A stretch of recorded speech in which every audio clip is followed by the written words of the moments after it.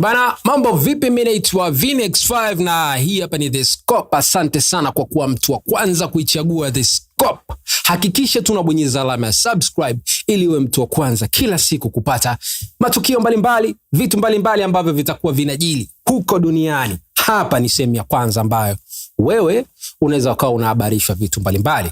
Yes, moja kati ya vitu ambavyo vimetrendi sana kwenye ulimwengu wa michezo Tanzania siku za hivi karibuni, inamaanisha kuanzia juzi, jana na leo, ni pamoja na kuhusiana na ujenzi wa uwanja wa Young Africans, ambapo inathibitishwa na klabu ya Yanga kwamba uongozi wa Young Africans na mwekezaji ambaye amechaguliwa kwamba ataujenga uwanja wa Young Africans pale Jangwani umekaa kikao cha mwisho na umetembelea eneo ambalo rasmi ndilo litatumika kufanya ujenzi wa uwanja huo. Mambo yametaradadi kweli kweli na imekuwa habari kubwa sana kwenye mitandao ya kijamii.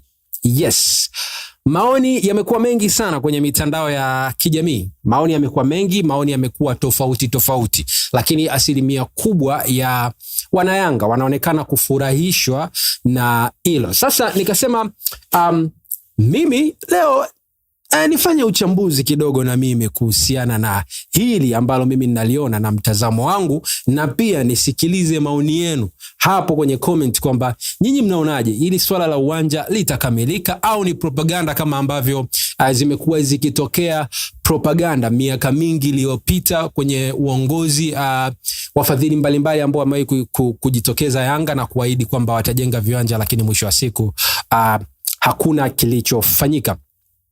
Kinachoonekana sasa hivi ni kama kidogo hatua zinazochukuliwa zinaonekana kuwa na userious, though sijui ni kwa asilimia ngapi klabu ya Yanga na uongozi wa GSM wanaweza kawa na userious kweli wa kufanya jambo hili, lakini kwa ninavyoona kidogo wanashawishi kwamba inawezekana pengine jambo likaanza kufanyika, lakini bado kuna namna inatia wasiwasi. Tunakumbuka kwamba miaka 4 iliyopita raisi wa Young Africans, mwenyekiti wa Young Africans, Engineer Hersi Said, ndiye mtu ambaye aliahidi kwamba katika uongozi wake wa miaka 4 ijayo baada ya kuchaguliwa atahakikisha amesimamisha uwanja, atahakikisha klabu ya Young Africans ina uwanja, kitu ambacho wanayanga wengi walishangilia, lakini wale ambao walikuwa na historia ya klabu waliona kama ni danganya toto, kwa sababu viongozi wengi wamekuwa wakija na wakiahidi, lakini mwisho wa siku wamekuwa wakiondoka, wakiachia uongozi, wakiacha klabu haina kitu chochote kile. So hilo likaendelea, na RC kwa kuwa bado ni kiongozi ambaye alikuwa na ushawishi mkubwa kutokana na hatua aliyoitoa klabu na kuifikisha ilipo, alichukua uongozi na wakaamua kumwamini. Lakini sasa ni miaka 4 imepita na uchaguzi wa kiongozi au wa viongozi wa Yanga unakaribia tena, na tunaona hatua kadhaa zikiwa zinachukuliwa kwa miezi ya hivi karibuni kuhakikisha kwamba uwanja wa Young Africans unajengwa. Swali kubwa linalokuja na linalowatia mashaka baadhi ya watu ni kwa nini swala la ujenzi wa uwanja limechukua muda mrefu sana na limekuja kuwa serious, ikiwa ni karibia uongozi wa yule aliyeahidi kwamba ndani ya uongozi wake, ndani ya miaka yake atahakikisha ujenzi wa uwanja unafanyika.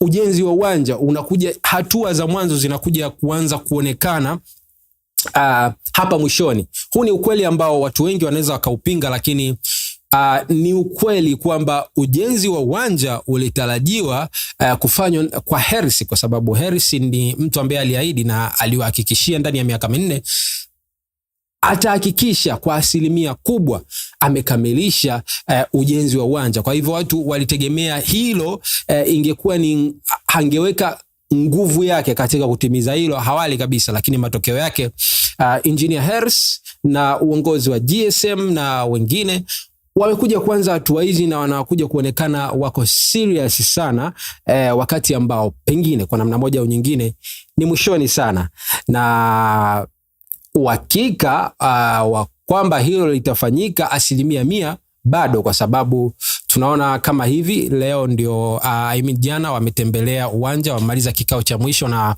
wakatembelea uwanja, wakatembelea kile kiwanja cha pale Jangwani ambacho wamesimika nadhani pia jiwe la rasmi kuanza ujenzi wa kiwanja hicho.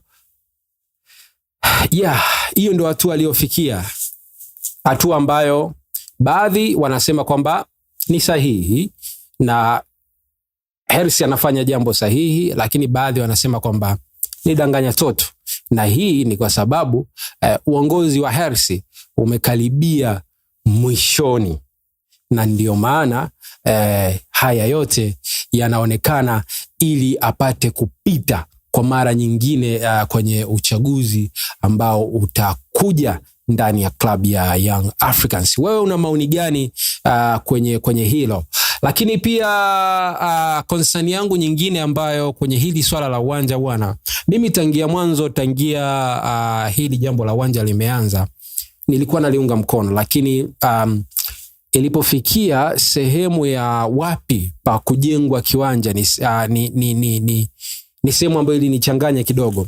Nakumbuka Young Africans walipewa heka kadhaa Kigamboni na ikasemekana kwamba watajenga uwanja wao. Sikumbuki ni lini, ila nakumbuka serikali iliwapa na ikawapa mpaka hati ya kutimiza hicho wanachokihitaji kule Kigamboni. Lakini pia wana eneo pale Jangwani. Hilo ndo eneo ambalo mimi linanipa wasiwasi kidogo, asasa aina ya uwanja utakaojengwa pale, ubora wake, uwezo wake wa kudhibiti maji au hali ya hewa, uwezo wa kudhibiti nadhani eneo lile, uwanja ukijengwa, uwanja unatakiwa uwe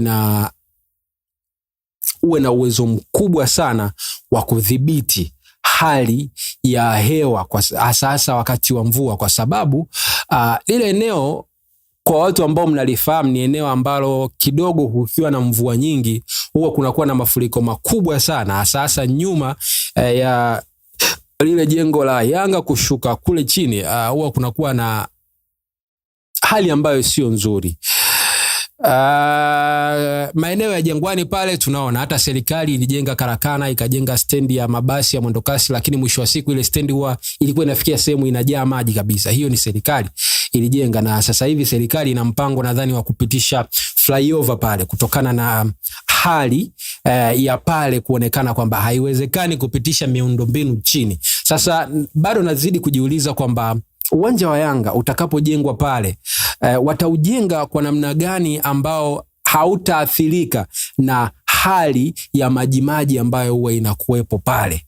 Na hii inanionyesha kwamba pengine uwanja ambao utajengwa unaweza ukatumia gharama zaidi, lakini kinacho nipa maswali zaidi ni kwa nini uongozi wa Young Africans na mwekezaji wameamua kujenga uwanja sehemu ile wakati walipewa pia viwanja sehemu nyingine kama Kigamboni ambazo ni sehemu nzuri tu na wanaweza wakajenga kule kiwanja kikubwa kizuri na kikawa kimetulia. Sijajua ni sababu gani, hiyo sababu wenda wanayo wenyewe, lakini kujenga uwanja pale pengine ni kwa sababu ya ukaribu wa watu ambao wako, lakini sidhani kama watu wangeshindwa kwenda Kigamboni kuitazama Young Africans, watu ambao wanaweza kusafiri mkoa wote kuifuata Young Africans.